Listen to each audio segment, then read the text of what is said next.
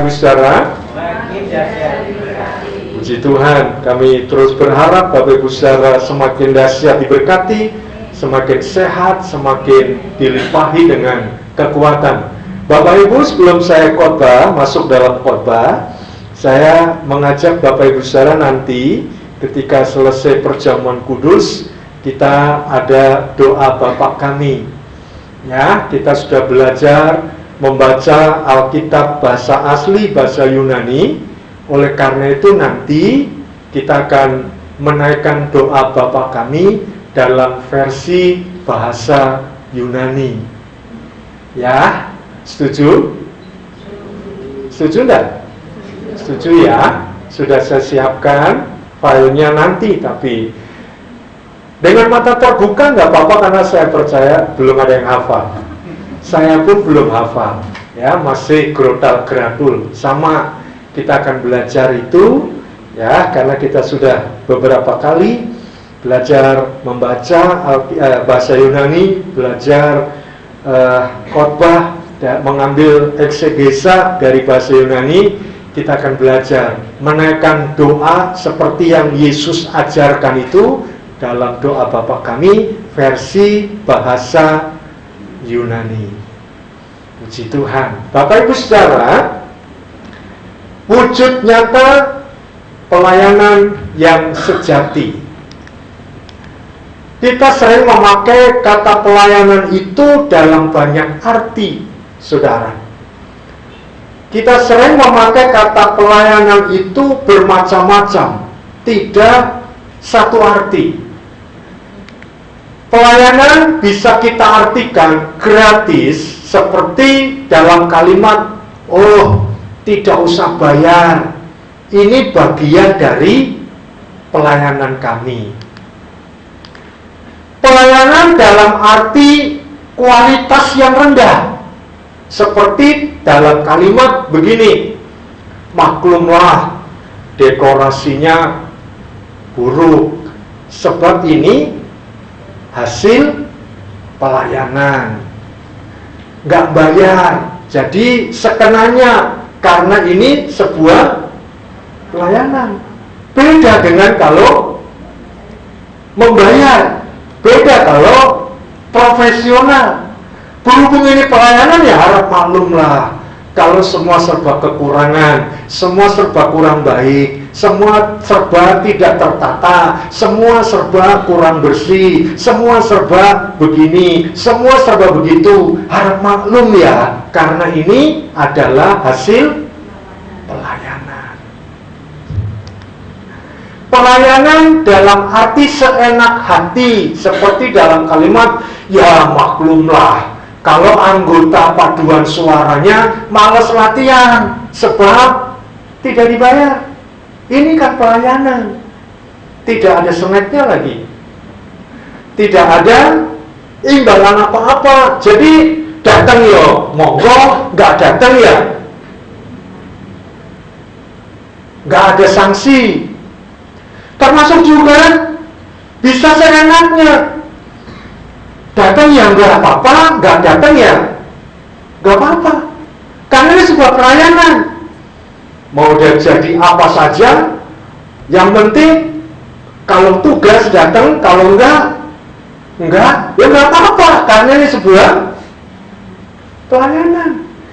Pada saat kita mendengar kalimat itu, kita sedang merendahkan arti sebuah pelayanan, karena pelayanan bisa kita artikan seenak hati, semau gue, semau kita sendiri, bukan seperti profesional, bukan seperti kalau ada imbalan, ya semua maklumlah. Mestinya ya Pak Anto yang banyak harus melakukan itu, karena kan di gereja ini yang terima imbalan, yang digaji hanya, oh ada Mas Wahono, wah tanggung jawabmu berat Mas. Kalau yang lain, ya nggak apa-apa, maklum lah, karena kan sebuah pelayanan. Kecuali saya, Mas Wahono, dituntut sekolah minggu nggak datang, nggak apa-apa, kan pelayanan, gitu kan? WL latihan, puji Tuhan, nggak datang, nggak apa-apa, ini kan pelayanan. Jadi kemudian menilai sebuah kata pelayanan itu dengan syaratnya. Padahal saudaraku, pelayanan seorang anak Tuhan itu tidak boleh setengahnya. Pelayanan seorang anak Tuhan itu tidak boleh seenaknya. Pelayanan seorang anak Tuhan itu tidak boleh sembarangan. Sebab pelayanan seorang anak Tuhan harus didasarkan dan digerakkan oleh kasih. Lalu pertanyaannya adalah, bagaimana wujud nyata pelayanan yang sejati seorang anak Tuhan? Wujud nyata pelayanan yang sejati seorang anak Tuhan dapat kita lihat dari beberapa cara, seperti yang tertulis dalam Yohanes pasal 12 ayat 1 sampai ayatnya yang ke-8. Yohanes pasal 12 ayat 1 sampai 8. Mari kita baca bersama-sama. Yohanes 12 ayat 1 sampai 8. Kita baca 1, 2, 3. 6 hari sebelum Paskah, Yesus datang ke Betania, tempat tinggal Lazarus yang dibangkitkan Yesus dari antara orang mati. Di situ diadakan perjamuan untuk dia, dan Marta melayani. Sedang salah seorang yang turut makan dengan Yesus adalah Lazarus. Maka Maria mengambil setengah kati minyak narwastu murni yang mahal harganya, lalu meminyaki kaki Yesus dan menyekannya dengan rambutnya, dan bau minyak semerbak di seluruh rumah itu. Tetapi Yudas Iskariot, seorang dari murid-murid Yesus yang akan segera menyerahkan dia, berkata, "Mengapa minyak narwastu ini tidak dijual 300 dinar dan uangnya diberikan kepada orang-orang miskin?" Hal itu dikatakannya bukan karena ia memperhatikan nasib orang-orang miskin, melainkan karena ia adalah seorang pencuri. Ia sering mengambil uang yang disimpan dalam kas yang dipegangnya. Maka kata Yesus, "Biarkanlah dia melakukan hal ini mengingat hari penguburanku, karena orang-orang miskin selalu ada pada kamu, tetapi aku tidak akan selalu ada pada kamu." Semua berkata amin. Amin. Wujud nyata pelayanan yang sejati. Saya ulangi lagi pertanyaannya, seperti apa wujud nyata pelayanan yang sejati seorang anak Tuhan itu? Ya, pelayanan wujud nyata pelayanan seorang anak Tuhan yang sejati kita bisa melihat dari beberapa cara yang tertulis dalam Yohanes 12 ayat 1 sampai 8, seperti yang sudah kita baca bersama-sama. Yang pertama adalah dibuktikan dari kesediaannya untuk memberikan yang terbaik kepada Tuhan. Mari bersama-sama kita perkatakan, dibuktikan dari kesediaannya untuk memberikan yang terbaik kepada Tuhan. Ayat 3a, firman Tuhan berkata demikian. Mari kita ulangi membaca lagi ayat 3a. 1, 2, 3. Maka Maria mengambil setengah kati minyak narwastu murni yang mahal harganya, lalu meminyaki kaki Yesus. Bapak Ibu Saudara, wujud nyata pelayanan sejati yang dilakukan oleh seorang anak Tuhan itu dibuktikan dari kesediaannya untuk memberikan yang terbaik kepada Tuhan. Ayat 3 di atas mengatakan bahwa Maria mengambil setengah kati minyak narwastu yang mahal. Tidak mudah bagi seorang perempuan Israel untuk memiliki minyak narwastu yang mahal, apalagi jumlahnya sampai setengah kati. Maria pasti mengumpulkannya sedikit demi sedikit, tidak membelinya secara langsung dalam jumlah yang banyak. Minyak narwastu yang mahal ini dibelinya sedikit demi sedikit, lalu dikumpulkan oleh Maria. Tujuannya adalah sebagai persiapan wangi-wangian nanti pada saat hari pernikahannya. Jadi Maria berusaha bagaimana caranya ketika dia punya uang, Mungkin dia sisihkan sedikit dari gaji yang ia peroleh setiap bulan untuk bisa membeli minyak ini seperti tabungan untuk nantinya dipakai di hari pernikahannya. Dari sini kita bisa mendapatkan gambaran bagaimana kerasnya usaha Maria dalam membeli dan mengumpulkan minyak narwastu itu. Minyak narwastu ini sangat mahal, saudara, karena setengah kati saja, setengah kati itu kira-kira 350 mililiter. Ya, jadi kadang-kadang ada air minum yang tanggung, bukan yang 600, separuhnya 350 mililiter. Karena satu kati itu sekitar 625 mililiter. Maka setengah kati itu artinya sekitar 350 mililiter, dan harganya mahal, saudara, 300 dinar. Padahal 1 dinar itu adalah upah 1 hari orang bekerja. Maka kalau 300 dinar berarti itu setara dengan gaji 300 hari atau sebulan, 10 bulan atau hampir 1 tahun.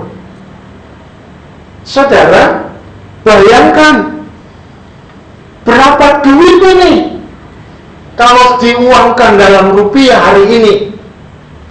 Saya ambil saja, saya pernah pakai ilustrasi ini, seorang pekerja bangunan hari ini 125.000. Kalau itu dikalikan 300, itu nyampe angka berapa, saudara? Berapa, Pak? Hampir 35 juta. Karena dia nampung selama 10 bulan. Nggak main-main, saudaraku. Ini minyak yang betul-betul mahal. Harganya setara itu. Saya bisa bayangkan kalau dirupiahkan hari ini. Dan Maria mengumpulkan itu, membelinya itu sedikit demi sedikit, dikumpulkannya dalam sebuah buli-buli. Tujuannya nanti adalah untuk hari pernikahannya, di mana ketika hari pernikahan bagi seorang perempuan Israel, minyak ini sangat penting. Minyak ini punya peranan yang cukup besar dalam upacara perkawinan perempuan Yahudi, perempuan Israel. Makanya Maria mengumpulkannya sedikit demi sedikit dan terkumpul sampai setengah kati. Dan Maria korbankan, Maria rela mengeluarkan uang sejumlah gaji 10 bulan untuk mendapatkan minyak ini. Namun Maria dengan sukacita memberikan minyak itu dan menuangkannya untuk dipakai meminyaki kaki Yesus. Minyak yang mahal itu, saudaraku, bayangkan, dicurahkan oleh Maria, hasil keringat Maria. Selama berapa bulan ini tadi? 10 bulan dicurahkan untuk meminyaki kaki Yesus. Saudara, tindakan ini oleh Yudas dianggap sebagai pemborosan. Mengapa minyak semahal itu? Karena Yudas tahu ini uang 30, berapa tadi Pak? 35 juta kurang lebih ya. Kalau sekarang, kalau upah pekerja harian 125.000. Bayangkan ini uang 35 juta kurang lebih, cuma ditumpahkan, menurut Yudas dihamburkan untuk meminyaki kaki Yesus. Yudas berpikir, daripada dibuang percuma, mendingan uangnya dikumpulkan lalu diberikan kepada orang miskin. Tapi Alkitab mencatat bahwa Yudas sebenarnya bukan ingin memperhatikan orang miskin, tapi duitnya disulap, ya, dihitamkan, jadinya gelap. Harus harusnya 35 juta, bisa saja laporannya di kas Yudas jadi 35.000. Bisakah? Bisa saja, karena Yudas sukanya begitu. Yudas siapa? Yudas Iskariot pastinya. Nah, saudara, minyak yang mahal itu dicurahkan oleh Maria di kaki Yesus untuk meminyaki kaki Yesus. Dan ini pemberian terbaik yang dapat dilakukan oleh Maria untuk Tuhannya. Ini pemberian yang terbaik yang dilakukan oleh seorang anak Tuhan kepada Tuhannya. Ini pemberian yang terbaik yang dilakukan oleh seorang anak Tuhan untuk Tuhannya, rela mencurahkan minyak hasil kerja kerasnya, hasil jerih lelahnya, mengumpulkannya sedikit demi sedikit, tapi kemudian dicurahkannya dengan begitu luar biasa di kaki Yesus. Dan ini wujud pemberian yang terbaik oleh seorang anak Tuhan kepada tuannya. Dia tidak eman-eman untuk memberikannya kepada tuannya, karena dia mau melayani Tuhan. Dan seorang pelayan Tuhan yang sejati, wujud nyatanya dibuktikan dalam pemberiannya yang terbaik untuk Tuhan itu. Dan Maria membuktikannya, dia memberikan yang terbaik untuk sang Tuhan, untuk Tuhannya, Yesus Kristus. Inilah kasih seorang pelayan yang sejati, yaitu rela memberikan yang terbaik untuk Tuhannya. Saudara, mohon maaf jangan ada yang tersinggung. Saya pernah jadi dosen, pernah jadi Puket 3. Puket itu pembantu ketua 3 bidang mahasiswa. Dan waktu itu ikut jadi panitia penerimaan mahasiswa baru. Ada seorang bapak mengantarkan anaknya untuk sekolah di STT. Dia punya anak 4, laki-laki semua. Kita wawancara dengan bapaknya, karena bapaknya yang mengantar. Saya tanya, kebetulan saya mewawancarai. Saya tanya, anaknya berapa Pak? 4. Ini nomor berapa? Ini nomor 4. Lalu saya tanya, yang 3 kemana? Yang 3 sudah jadi dokter Pak. Yang maaf, saya ulangi, yang nomor 1, yang 3 itu sudah jadi orang semua. Saya bilang, ya betul. Masa mereka jadi kuda? Karena anaknya orang. Lalu dia cerita, yang anak pertama Pak, puji Tuhan, sudah jadi dokter. Oh, puji Tuhan. Anak yang kedua? Anak yang kedua jadi manajer perusahaan, tangan kanannya big boss. Gajinya Bapak tahu nggak? Waktu itu tahun 2005, saya masih ingat. Dia bilang, wow, sekali 1 bulan gajinya itu bisa untuk beli mobil 1. Wow, saya tepuk tangan dalam hati. Lalu anak yang ketiga masih kuliah di Trisakti. Wow, jurusan apa? IT. Hebat. Lalu ini anak saya yang keempat Pak, saya mau sekolahkan dia di STT ini. Kenapa Bapak sekolahkan dia di STT? Lah, kalau mau masuk Unsur nggak bisa, mau masuk UNS nggak bisa, mau masuk Undip nggak bisa, Satya Wacana nggak bisa. Malah bicara anak ini punya keterbelakangan mental. Universitas mana yang mau terima? Ada? Di mana? Ya? Itu kan anaknya sudah umur sekitar 25 tahun Pak.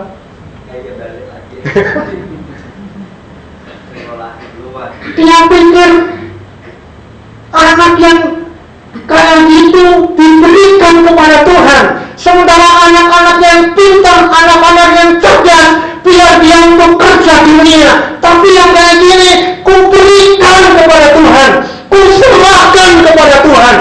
Yang penting aku sudah berikan kepada Tuhan. Kadang-kadang kita orang tua punya konsep seperti ini. Kadang-kadang kita orang-orang Kristen punya konsep seperti ini. Ngasih kepada Tuhan sekenanya, memberi kepada Tuhan tidak yang terbaik. Memberi untuk Tuhan bukan yang the best, tetapi sekenanya, seadanya, sekenanya, seala kadarnya yang bisa kita lakukan. Saudara, Tuhan hanya pantas dan layak menerima yang terbaik dari kita. Tuhan jangan kita anggap Dia hanya menerima barang-barang sisa. Jangan anggap Tuhan hanya mau atau Dia hanya sebagai tempat untuk kita menyerahkan yang sekadarnya itu, yang sekenanya itu. Hari ini dengarkan baik-baik bahwa Tuhan hanya pantas dan layak menerima yang terbaik dari kita. Oleh karena itu, jangan berikan sisa kepada Tuhan, termasuk sisa hidup. Sering kan kita dengar, Tuhan, sisa hidupku kuberikan kepadamu. Saya tahu maksudnya. Umur yang lebih ini kita berikan kepada Tuhan, tapi pembahasannya kurang tepat, ya. Karena Tuhan nggak mau menerima sisa. Tuhan itu layak dan berhak menerima yang terbaik dari kita. Maka jangan berikan sisa. Sisa uangmu baru diberikan kepada Tuhan. Sisa apalagi berikan kepada Tuhan. Sisa hidupmu berikan kepada Tuhan. Sisa waktumu berikan kepada Tuhan. Tuhan tidak mau. Tuhan mau menerima yang terbaik dari kita. Sebab itu berikan waktumu yang terbaik. Berikan tenagamu yang terbaik. Berikan hidupmu yang terbaik, termasuk persembahanmu yang terbaik untuk Tuhan. Karena wujud nyata pelayanan yang sejati itu dibuktikan dari kerelaannya memberikan yang terbaik kepada Tuhan. Seringkali kita memberi kepada Tuhan sisa semua. Nggak mau memberikan yang terbaik, hidup yang terbaik, waktu yang terbaik, tenaga yang terbaik, pikiran yang terbaik, semua kita berikan kepada Tuhan. Sisanya saja, nek wis kadung wis terlalu kesel, baru kita bilang, Tuhan, sisa hidupku ku berikan kepada Tuhan. Waktu masih gagah-gagahin, saudara berikan kepada siapa?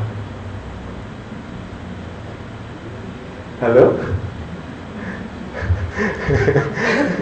Waktu masih sehat-sehatnya, waktu masih kuat-kuatnya, waktu masih jaya-jayanya, saudara berikan kepada siapa?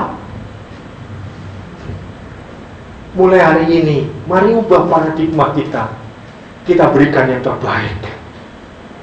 Dalam filosofi hidup saya selalu ingin memberikan yang terbaik bagi Tuhan. Hidup yang terbaik, waktu yang terbaik, tenaga yang terbaik, pikiran yang terbaik, dan semua yang terbaik itu hanya layak dan haknya Tuhan semata-mata. Yang setuju katakan amin. Yang kedua, dibuktikan melalui penyangkalan dirinya. Ayat 3b, wujud nyata pelayanan seorang Kristen yang sejati, yang pertama dibuktikan melalui kerelaannya memberikan yang terbaik kepada Tuhan. Yang kedua dibuktikan melalui penyangkalan dirinya. Ayat 3b, mari kita baca bersama-sama. 1, 2, 3. Dan menyekanya dengan rambutnya dan bau minyak semerbak di seluruh rumah itu. Saudara, meminyaki kaki Yesus dan menyekanya dengan rambut adalah tindakan yang tidak umum dilakukan pada waktu itu, apalagi tindakan itu dilakukan oleh seorang wanita di hadapan umum. Ya, sekali lagi bahwa tindakan menyeka kaki Yesus yang baru diminyaki dengan minyak narwastu yang mahal itu, menyeka dengan rambutnya, itu tindakan yang tidak lazim, tindakan yang tidak umum dilakukan pada masa itu, apalagi dilakukan oleh seorang wanita kepada seorang pria, dan pria itu bukan suaminya. Hanya wanita-wanita nggak benar yang bisa melakukan itu. Hanya wanita-wanita murahan yang melakukan itu. Ini Maria dari Betsaida, bukan Maria yang kedapatan atau Maria seorang pelacur, bukan. Ini Maria seorang yang baik-baik. Ini Maria yang dikenal seorang baik. Dia adalah kakaknya Lazarus. Dia tahu persis bagaimana Tuhan Yesus membangkitkan Lazarus dari antara orang mati. Saudara, kalau kita perhatikan kisah Yesus membangkitkan Lazarus dari antara orang mati. Maaf, ini karena gigi saya yang sebelah sini tuh pada protol, jadi kadang ngomong kami sosolen Bapak Ibu, kayak nggak ada yang ngerem. Ini saya kemarin cabuti, ya, mau saya bersihkan karena akar-akarnya kadang-kadang mengganggu. Mau tak cabuti, gundul sison lah. Nanti mau, nggak tahu mau pasang pakai gigi apa, ya, gigi kuda atau gigi motor. Saya nggak ngerti, gigi saya nggak mau kompromi. Ya, sampai di mana tadi? Nah, Maria tahu bagaimana Yesus membangkitkan Lazarus dari antara orang mati. Saudara, ada sebuah film yang sangat bagus yang saya kira ini sangat kontekstual. Ketika Yesus berada di depan kubur Lazarus, ya, Lazarus kan sudah mati 4 hari dan dikuburkan. Lalu Yesus akan membangkitkan dia. Saudara, reaksi orang Yahudi apa? Apakah mereka cuma domblong melihat tangan apa ora iki wong? Iki guyon apa piye lek? Wong wis mati petang dina kok jari Yesus bisa membangkitkan. Menurut saudara, apa yang dilakukan orang-orang Yahudi di sekitarnya waktu itu? Apakah cuma melihat? Apakah cuma menunggu? Tanda-tanda, saudaraku. Ketika Yesus berada di depan kubur Lazarus, orang-orang Yahudi memperhatikannya dengan seksama sambil membawa batu di belakang punggungnya. Tujuannya apa? Ya. Tujuannya apa? Ya. Kalau Lazarus sudah hidup,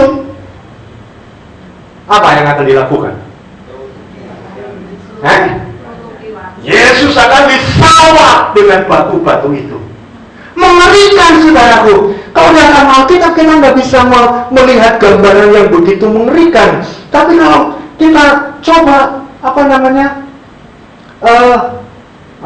membayangkan begitu dahsyat di zaman itu, di mana Yesus seringkali pelayanannya seringkali mendatangkan kehebohan, maka orang Yahudi nggak mungkin diam saja. Ketika Yesus berada di depan kubur Lazarus, mereka sudah siap-siap dengan batu di belakang punggungnya, siap merajamkannya untuk Yesus. Ketika Lazarus tidak keluar juga, ketika Lazarus tidak bangun juga, ketika Lazarus tidak bangkit juga.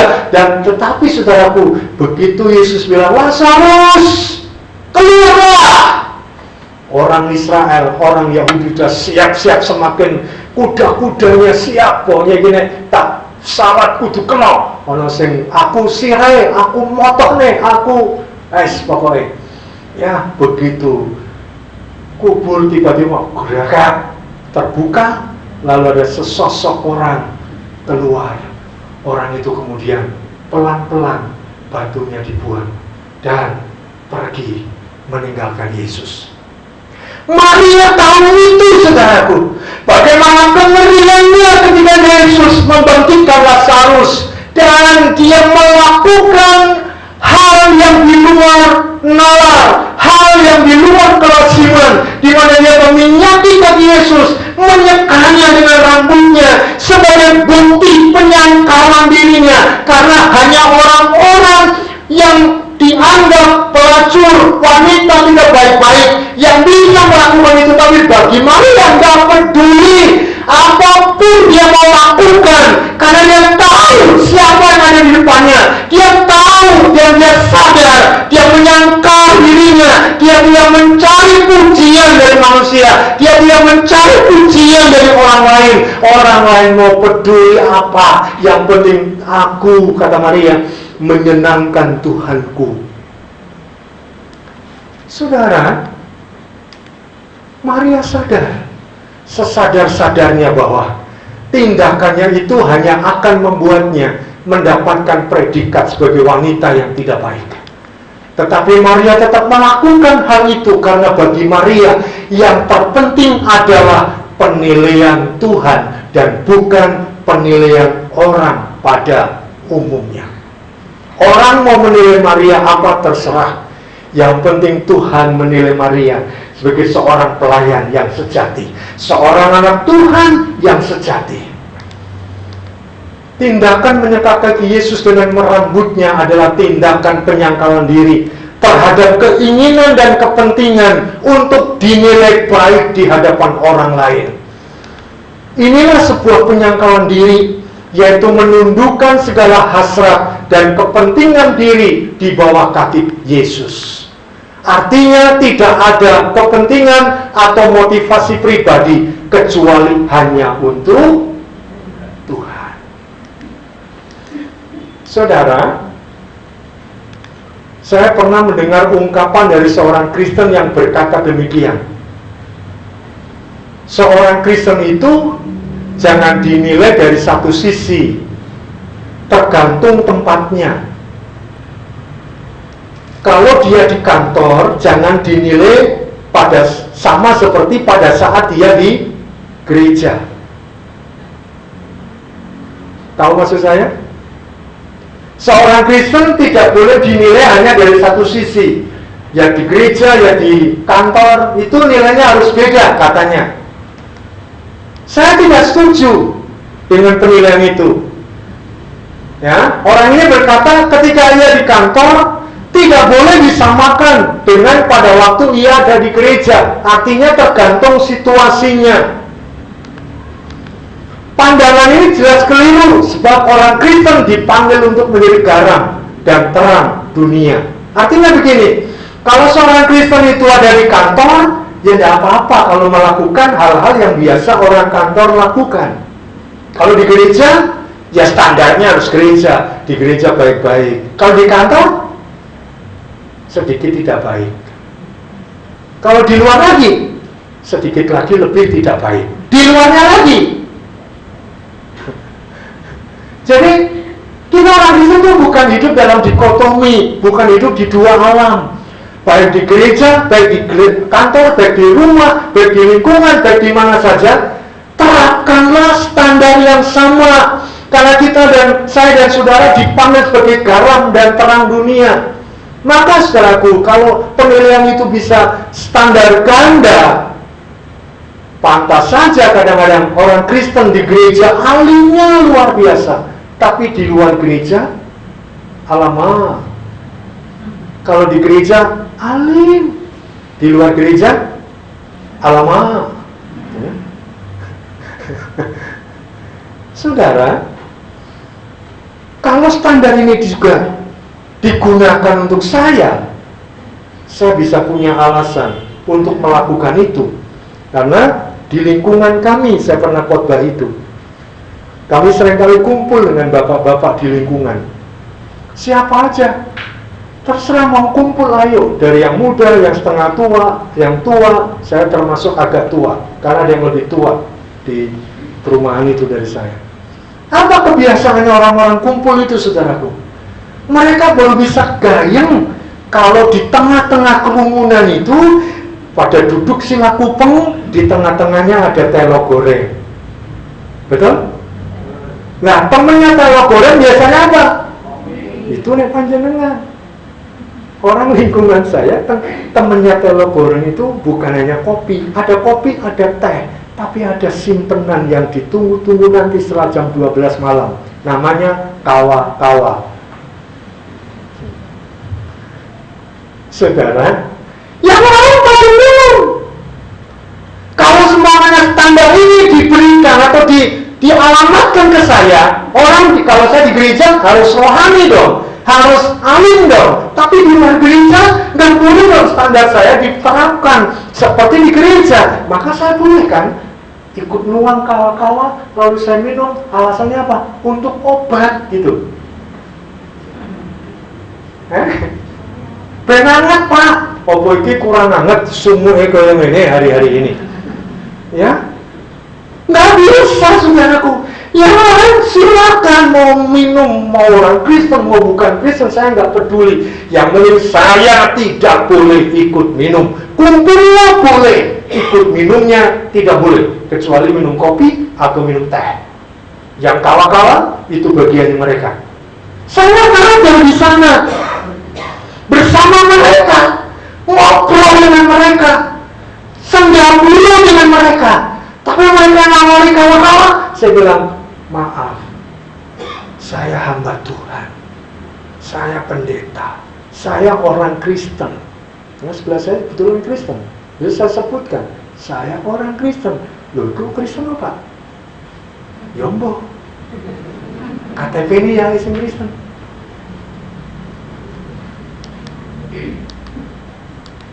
Oleh sebab itu, saudaraku, tetap lakukanlah yang benar, meskipun di sekitarmu melakukan yang tidak benar. Yuk sama-sama perkatakan ini. 1, 2, 3. Tetap lakukanlah yang benar, meskipun di sekitarmu melakukan yang tidak benar. Janganlah hidupmu ditentukan oleh apa kata orang, tetapi hiduplah menurut apa kata Tuhan. Jangan pusing orang mau ngomong apa. Yang penting adalah Tuhan ngomong apa sama saya, Tuhan ngomong apa sama saudara. Jangan pusing dan jangan didikte oleh apa kata orang, tapi dengarlah apa kata Tuhan. Yang ketiga, saudaraku, wujud nyata pelayanan seorang anak Tuhan dibuktikan dari kesediaannya, kerelaannya memberikan yang terbaik untuk Tuhan.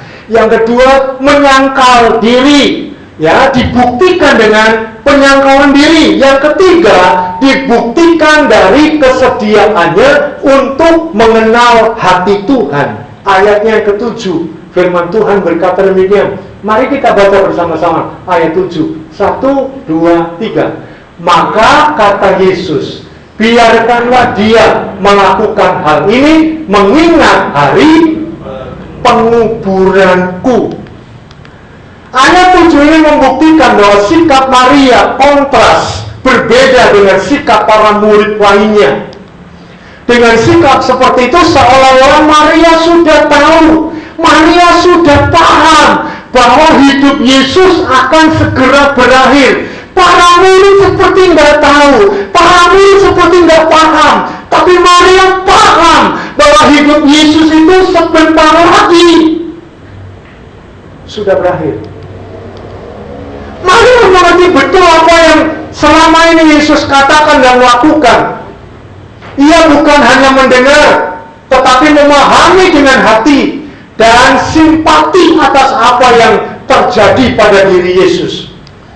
Tindakan Maria meminyaki kaki Yesus karena Maria ingin mengungkapkan kasihnya kepada Yesus. Maria ingin mengungkapkan kasihnya kepada Yesus. Makanya banyak orang menafsirkan Maria itu pacarnya Yesus, Maria itu istrinya Yesus, karena tindakan Yohanes pasal 12 ini.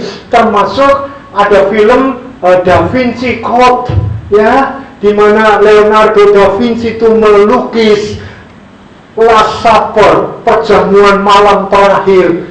Kok ya digawe-gawe wae. Ruang yang kosong itu oleh siapa itu yang menulis Da Vinci Code? Dia bilang itu adalah Maria sebenarnya yang berdiri situ. Maria dari mana? Dari Hong Kong. Karena pikirnya Maria itu kekasihnya Yesus, padahal bukan. Maria memang mengasihi Yesus, tetapi antara Maria dan Yesus gak ada jalinan kasih mesra manusiawi yang saling bernafsu dan sebagainya. Ini ungkapan kasih Maria kepada Tuhannya. Yesus adalah Sang Juru Selamat, Sang Tuhan, dan Maria tahu betul hidup Yesus tinggal sebentar lagi. Maka sebagai wujud kasihnya kepada Yesus, Maria meminyaki kaki Yesus, menyekanya dengan rambutnya, dan Yesus bilang, biarkanlah dia melakukan itu karena untuk persiapan saat penguburanku.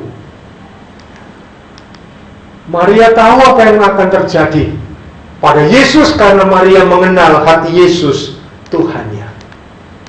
Saudara, ada ungkapan yang berkata demikian, tak kenal maka tak sayang, kecuali dijodohkan. Betul? Halo? Siapa yang mengalami? Gak ada ya? Tak kenal maka tak sayang, selalu ini diucapkan.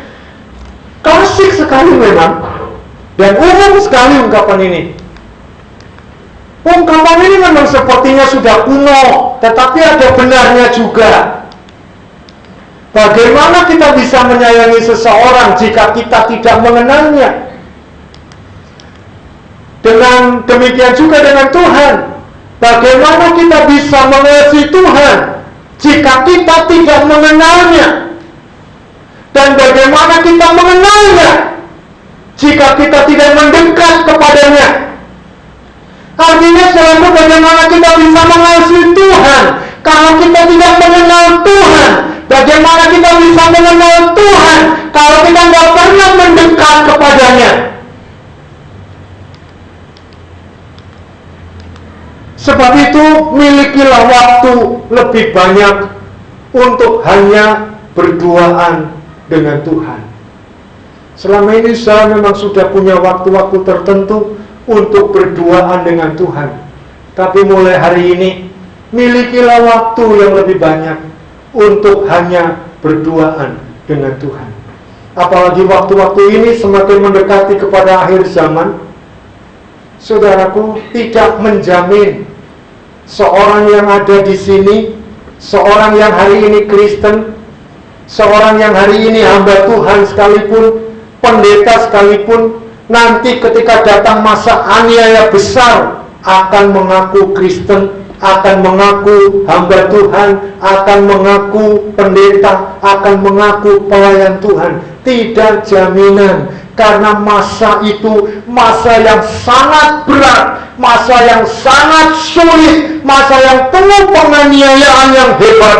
Maka mari miliki waktu hari ini, saudara dan saya, untuk punya waktu hanya berduaan saja dengan Tuhan, supaya ketika masa-masa itu saudara masih bisa mempertahankan imanmu di dalam Tuhan.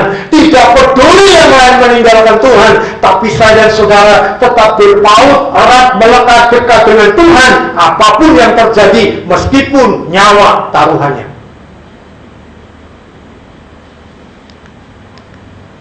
Jangan hanya datang kepada Tuhan hanya untuk meminta sesuatu, tetapi datanglah kepadanya karena kita ingin mengenal hatinya.